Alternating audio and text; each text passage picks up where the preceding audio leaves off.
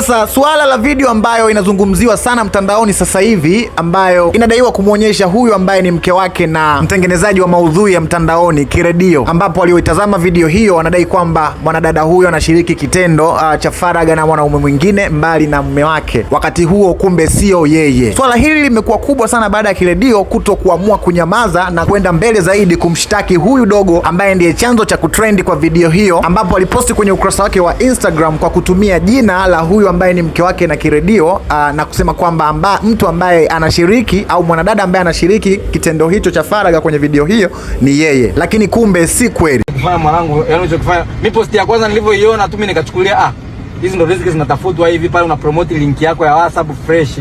Sasa ulipozilisha ya pili na ya tatu mimi nikaona sasa wewe uko serious. Sasa mimi siwezi kuongea, yani hatuwezi kuongea hivyo kaka. Yani swali lako lishafika mbali kiukweli ndugu yangu. Kwa hiyo wewe yani tukikutana tutaongea. Sasa hivi sina tena cha kufanya. Naomba nisamehe na apologize. Yani sasa unasema nilikuwa nafanya vile kama content tu, lakini sikuwa na nia mbaya. Kwenye caption za ajabu.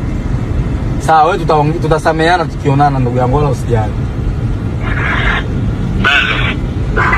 Kakaangu, yani mimi ndo muhusika, unaongea na muhusika mwenyewe. Yani piga mahesabu, mimi ni dada yako au ni mdogo wako wa kike, unaposti kitu kama hicho. Unaona mimi nachukuliaje? Maana kwanza nimeona jana usiku nikaona. Sasa kitendo hicho ni kosa kwa sheria za defamatory laws za Tanzania, ambapo huyu dogo ametumia jina la mtu maarufu. Achana na kwamba ametumia tu jina la mtu vibaya, katumia jina la mtu maarufu katika kutoa taarifa za uongo, kitendo ambacho adhabu yake ni faini kulingana na namna ambavyo umefanya uhalifu kwenye jina la mtu huyo na hasara ambayo umemsababishia kulingana na uharibifu huo ambao umeufanya kwa kutumia jina lake vibaya. So baada ya swala hilo kufika polisi, dogo ameonekana kumtafuta Kiredio na kumpigia simu kwa ajili ya kumuomba msamaha kwamba alifanya vile kwa ajili tu ya kutrendi mtandaoni na kuifanya akaunti yake ikue, lakini Kiredio ameonekana kukaza na kumwambia kwamba kitendo ambacho amekifanya ni kibaya, na kwa hapa ambapo kesi ilipofikia hawezi kumsamehe mpaka waonane. So unaweza ukaona namna gani ambavyo unaweza ukafanya jambo fulani hivi mtandaoni ukihisi kama unajifurahisha au unataka labda kupata followers, lakini madhara yake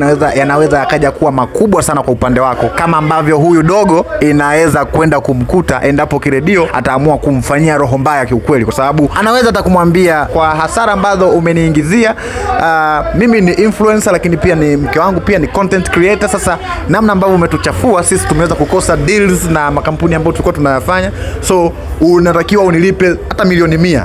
Dogo atazitoa wapi? So hiyo ni jela moja kwa moja. Mimi ni the baddest boy Mbabe Ninja in town, na hii hapa ni Landlord Updates. Usisahau kutufollow kupitia page zetu za mitandao ya kijamii, natumia Duncan99 na Landlord Online, lakini pia usisahau kucomment na usisahau kushare. Baada kwa kufanya hivyo unakuwa umetupa nguvu ya kuendelea kufanya hiki ambacho tunakifanya. Until next time, bye bye.